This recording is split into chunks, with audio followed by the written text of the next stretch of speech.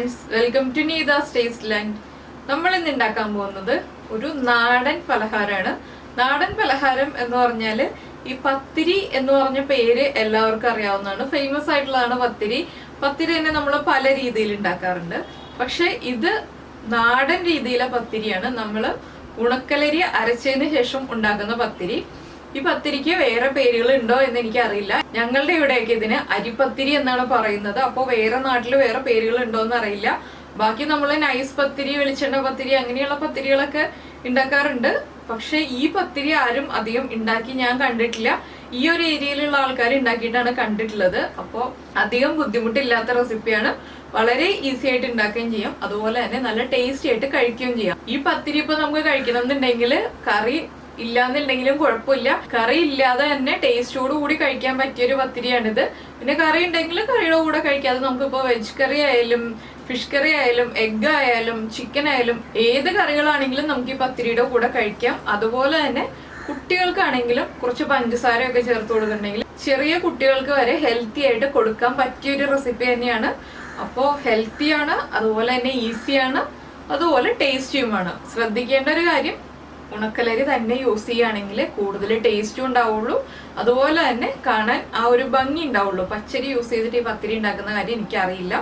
പിന്നെ ഇതല്ലാതെ ഈ പത്തിരി വേറൊരു രീതിയിൽ ചെയ്യാം. ആ ഒരു രീതി ഞാൻ പിന്നീട് ഒരു ദിവസം കാണിച്ചു തരാം. അത് കുറച്ചുകൂടി വ്യത്യസ്തമായ രീതിയാണ്. ഇതിപ്പോ ഏറ്റവും ഈസി ആയിട്ടുള്ള രീതിയിലാണ് നമ്മൾ ഈ പത്തിരി ചെയ്യാൻ പോകുന്നത്. അപ്പൊ എങ്ങനെയാണ് നമ്മുടെ അരിപ്പത്തിരി ഉണ്ടാക്കുന്നത് നോക്കാം.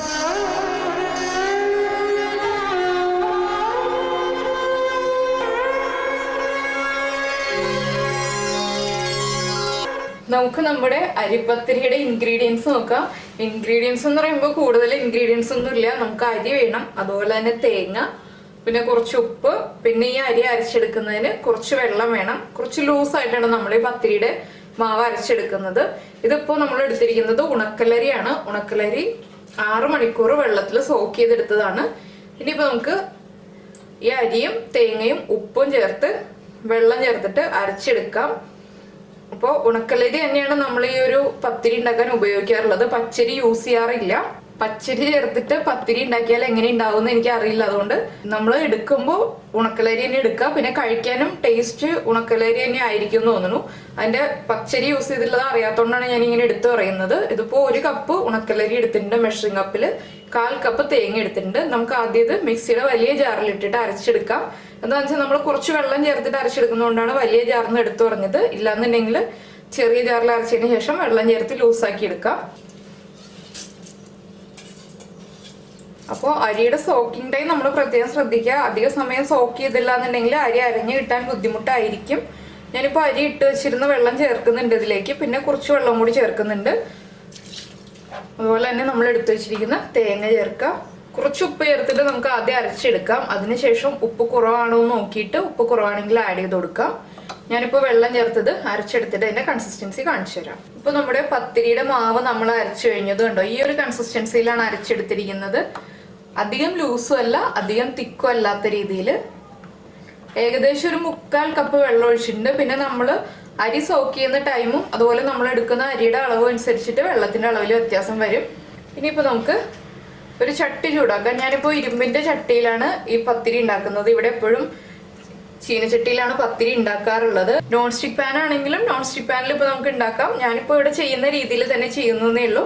അപ്പൊ ആദ്യം നമ്മൾ ചട്ടി ചൂടാക്കിയതിന് ശേഷം അതിൽ കുറച്ച് വെളിച്ചെണ്ണ തടവിയിട്ടാണ് പത്തിരിയുടെ മാവ് ഒഴിച്ചു കൊടുക്കുന്നത്. ആദ്യം നമ്മുടെ ചട്ടി ചൂടാവട്ടെ. ഇപ്പോൾ നമ്മുടെ ചട്ടി നന്നായി ചൂടായി വന്നിട്ടുണ്ട്. നമുക്ക് ആദ്യം ഇതിലേക്ക് കുറച്ച് വെളിച്ചെണ്ണ ഒന്ന് തടവി കൊടുക്കാം. അപ്പോൾ എന്താണെന്ന് വെച്ചാൽ അധികം വെളിച്ചെണ്ണ വേണ്ട, കുറച്ച് വെളിച്ചെണ്ണ മതി.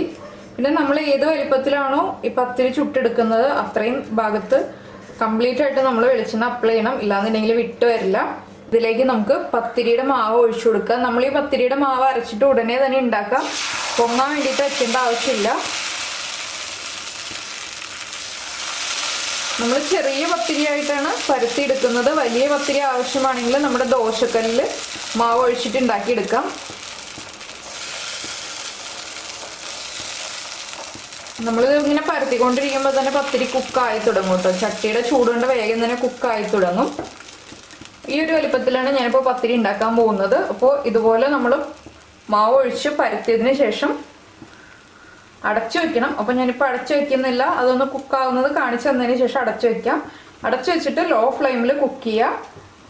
ഹൈ ഫ്ലെയിമിൽ കുക്ക് ചെയ്യുകയാണെങ്കിൽ പത്തിരിയുടെ അടിഭാഗം കരിഞ്ഞു പോവും, ഇൻസൈഡ് ആ ടോപ്പ് പോർഷൻ കുക്കായി വരില്ല. അതുകൊണ്ടാണ് നമ്മൾ ലോ ഫ്ലെയിമിൽ കുക്ക് ചെയ്യാന്ന് പറയുന്നത്.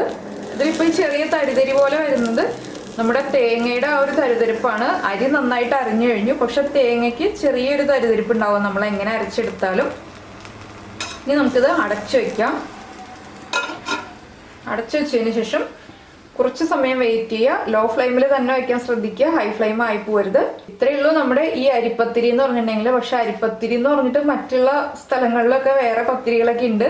ഇപ്പൊ നമ്മൾ അരിപ്പത്തിരി എന്ന് പറഞ്ഞിട്ടുണ്ടെങ്കിൽ നമ്മുടെ നൈസ് പത്തിരിക്കും പല സ്ഥലങ്ങളിൽ അരിപ്പത്തിരി എന്ന് പറയാറുണ്ട്. അപ്പൊ നൈസ് പത്തിരിയുടെ വീഡിയോ നമ്മൾ ഇട്ടിട്ടുണ്ട്, അത് കാണാത്ത ആളുകൾ അതൊക്കെ കാണുക. അതുപോലെ തന്നെ നമ്മുടെ ചെമ്മീൻ ചട്ടിപ്പത്തിരി ഉണ്ട്. പത്തിരി കുക്കായിട്ടില്ല, ഒന്നുകൂടി കുക്കായി വരട്ടെ. ഇവിടെ നമ്മൾ നൈസ് പത്തിരി ഉണ്ടാക്കിയപ്പോൾ നമ്മുടെ മുട്ടക്കുറുമ ചെയ്തിരുന്നു. ആ മുട്ടക്കുറുമ ഈ പത്തിരിയുടെ കൂടെ നല്ല കോമ്പിനേഷനാണ്. പിന്നെ ഒരു കറി ഇല്ലാന്നുണ്ടെങ്കിൽ നമുക്ക് പഞ്ചസാര ചേർത്ത് കഴിക്കുകയാണെങ്കിൽ നല്ല കോമ്പിനേഷൻ തന്നെയാണ്. കറികളൊന്നും വേണമെന്നില്ല. ഇപ്പോൾ നമ്മുടെ പത്തിരി കുക്കായിട്ടുണ്ട്. നടുഭാഗമൊക്കെ നന്നായിട്ട് കുക്കായി വന്നു. ഇത്രേ ഉള്ളൂ. ഇനിയിപ്പോൾ നമുക്കിത് ചട്ടിയിൽ നിന്ന് മാറ്റാം. ഇതുപോലെ തന്നെ അടുത്ത പത്തിരിയും കുക്ക് ചെയ്തെടുക്കാം.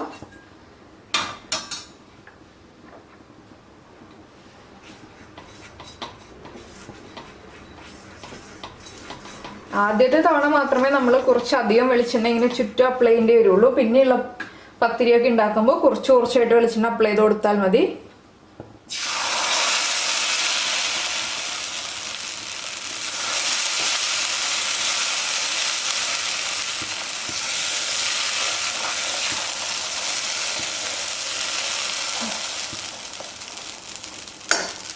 അപ്പോൾ ഞാൻ ഈ പത്തിരിയുടെ കൂടെ ഇന്നിപ്പോൾ സെർവ് ചെയ്യാൻ പോകുന്നത് നമ്മുടെ നാടൻ രീതിയിൽ വറുത്തരച്ച മുട്ടക്കറിയാണ്. പിന്നെ നമുക്ക് നോൺ വെജ് കറികളിൽ നമ്മുടെ ചിക്കൻ റെസിപ്പീസ് എല്ലാം ചെയ്തിട്ടുണ്ട്. അതുപോലെ തന്നെ വെജ് കുറുമയുണ്ട്, മിക്സഡ് വെജിറ്റബിൾ കറി ഉണ്ട്. അപ്പോൾ വെജ് ആണ് വേണ്ടതെങ്കിൽ വെജ് റെസിപ്പീസ് സെർച്ച് ചെയ്യുക, നോൺ വെജ് ആണ് വേണ്ടതെങ്കിൽ നോൺ വെജ് റെസിപ്പീസ് സെർച്ച് ചെയ്യുക. അതുപോലെ തന്നെ ഫിഷിൻ്റെ റെസിപ്പീസ് ആണെങ്കിൽ ഫിഷ് റെസിപ്പീസ് നോക്കുക. അപ്പോൾ ഏതെങ്കിലുമൊക്കെ കറി കൂട്ടിയിട്ട് നമുക്ക് കഴിക്കാം, കറി ഇല്ലാതെയും കഴിക്കാം. ഇനിയിപ്പോൾ ഞാൻ ഈ രീതിയിൽ എല്ലാ പത്തിരിയും കുക്ക് ചെയ്തെടുക്കട്ടെ. അപ്പോൾ നമ്മുടെ അരിപ്പത്തിരി റെഡിയായി. ഇതിപ്പോൾ എന്താ ഇങ്ങനെ ഇരിക്കുന്നതെന്ന് വെച്ചിട്ടുണ്ടെങ്കിൽ ഞാൻ പത്തിരിയുടെ മുകൾ ഭാഗമല്ല അടിഭാഗമാണ് ഇങ്ങനെ വെച്ചിരിക്കുന്നത്.